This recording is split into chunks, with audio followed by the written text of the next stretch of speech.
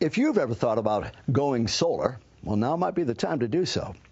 According to experts, residential electricity prices are expected to spike at least 30% by 2015 due to strict new EPA regulations, which will shut down more than 300 coal-fueled power plants, cutting the nation's production of coal-generated power by roughly 10%.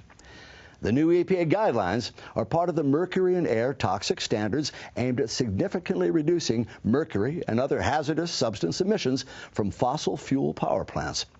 And while the new EPA regulations may be good news for the environment, the reduced production means an increase in demand, which is bad news for the consumers' wallets. Analysts predict the average household's electricity bills will jump more than $300 a year by 2015. To meet the 2015 EPA guidelines, power companies have already started shutting down coal-fueled plants. But the news isn't all bad for consumers.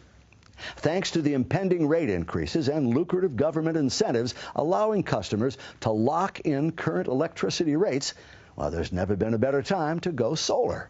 One of the benefits of going solar is the fact that, first of all, we're going to save you a little bit of money. But more importantly, we're going to actually lock in what you're paying for your electricity. So for the next 20 years, you're going to know exactly what your bill is going to be. You're not going to get that from your electricity company. They're not going to tell you what your bill is going to be 5 years, 10 years from now. Homeowners wishing to lock in their current electricity rates are urged to call the Solar Center of Woodland Hills now, before rates rise any further.